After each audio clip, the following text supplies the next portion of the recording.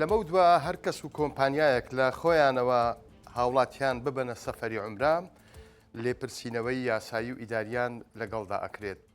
لە زۆربەی شوێنەکانی هەرێمی کوردستان کەم ئاوی ڕوبەڕووی ناوچەکان بۆتەوە، بەڵام لە سلێمانی سەوزاییەکانی ئەو شارە زەرد هەڵ نەگەڕاون، بەڵام لە کەرکووک کەم ئاویەکە وای لە گەڕەکی شۆراو کردووە کە هاوڵاتیەکانی تێنوبن.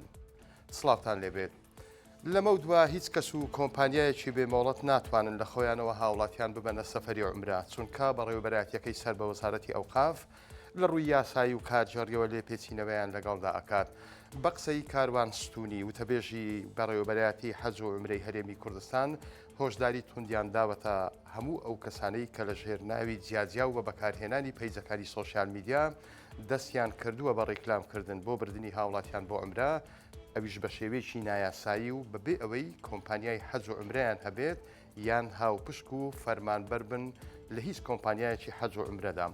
وتیشی بە لەبەرچاوگرتنی بەرچەوەندی گشتی هاوڵاتیان و مافی کۆمپانیەکانی حەج و عومرە هەرکەس و لایەنێک ئەو کارە ڕانەگرێت ڕوبەڕووی لێپێچینەوەی یاسایی و کارجێڕی دەبێتەوە.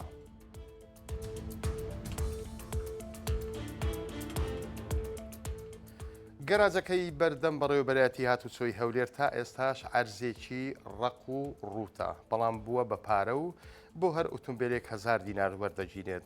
گەراجەکە وە نەبێت تازە بوو بێتە پارە. بە قسەی هاوڕێ بڵباس کە شۆفێری تەکسیە لە سەرەتای ئەم ساڵەوە ئەوانیش بۆ هەر جارێک وەستانیان لەو گەراجە 1000 دیناریان داوە. هاوڵاتیان و شۆفێران گلەی ئەوەیان هەیە گەراجەکە تا ئێستاش خۆڵە قیر و سەب نەکراوە، هیچ خزمەتگوزاریەکی تێدانە. سەبارەت بەم بابەتە 964 قسەی لەگەڵ بەڕێوەبەرایەتی پۆلیسی هاتوچۆی هەولێر کرد. ئەوان دەڵێن گەراجەکە بە زیادکردنی ئاشکرا دراوە تا بەڵێندەرێک و داهاتەکە شەگەڕێتەوە بۆ خەزینەی حکوومەتی هەرێم.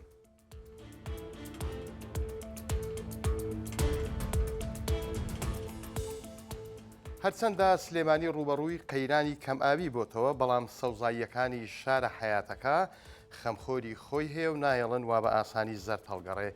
بەهرۆز سالار بەڕێوەبەری باخچەکانی سلێمانی ئەو دەنگۆیانی ڕەت کردەوە کە چیمەنی باخچە و پارکەکان ئاو نادرێن. ئەو دەڵێت ڕۆژانە زیاتر لە 4 ملیۆن لیتر ئاو تەنیا بە تانکەر بۆ باخچەکان ئەچێت، بەڵام پلانەکەیان وایە لە سەرەتاداری گەورە و دەوەن و گوڵەکان ئاو ئەدەن ئینجا چیمەنەکە، چونکە دەڵێ بەشێکی زۆری چیمەنەکان چیمەنی کوردین و ڕەجیان لە ژێر زەویە، ئەگەر بۆ ماوەیەکیش زەرد بوون دواتر کە ئاودران سەوزە بنەوە. بەهرۆز سالار لە ڕێ 964ەوە مژدەی دایە هاوڵاتیانی سلێمانی کە پلانیان هەیە لە 3 مانگی وەرزی پاییزدا نزیکەی 250,000 نەمام و دەوەن بچێنن.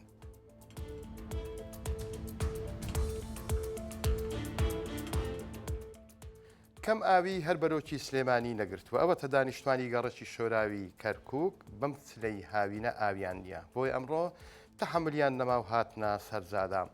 بەختیار حەسەنیەکێ لە بەشداربوانی گردبوونەوەکەی ئەم گەڕەکە بەدڵێکی پڕەوە قسەی بۆ مایکی 964 کردووتی جگە لە کێشەی ئاو کێشەی کارەبا و نەبوونی خزمەتگوزاریشمان هەیە و خەمخۆریشمان نییە. پێشتر عەباس ناوێکمان هەبوو، ئاوی هەموو شۆراوی ئەدا بێ ئەوەی غەتاس و ماتۆر هەڵبکەین، ئێستا ماتۆریش هەڵ ئەەکەین و ئاویش نایە.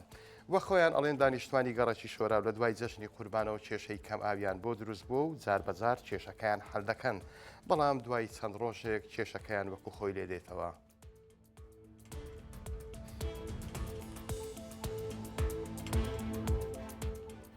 هۆشداریەک بۆ بریکارەکانی خۆراک لە هەولێر، هەروەها هەمان هۆشداریش بۆ ئەو هاوڵاتیانەی کە بەشە خۆراکی ماگانەیان هەیە.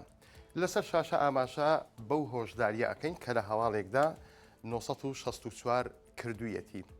بەڕێوەبەرایەتی بازرگانی کەلوپەلی خۆراک لە هەولێر سەرجەم بریکارەکانی خۆراک ئاگادار ئەکاتەوە کە ئێستا لیژنەیەکی وەزارەتی بازرگانی عێراق لە هەولێرە لە هیکرا سەردانی شوێنێک ئەەکەن کە بریکارەکانی خۆراکی لێبێت، سەردانی ئەو شوێنانە ئەەکەن لە چەند شتێک ئەپێچنەوە، ئایا وەکو پێویست ئەو مادە خۆراکیانەی کە هەیەە هەڵیان گرتووە و پاراستویانە، یاخود ئەو هاوڵاتیانەی کە بەشە خۆراکیان لە لای ئەو بریکارانەیە لە کاتی خۆی دێن وەریەگرن یان نام.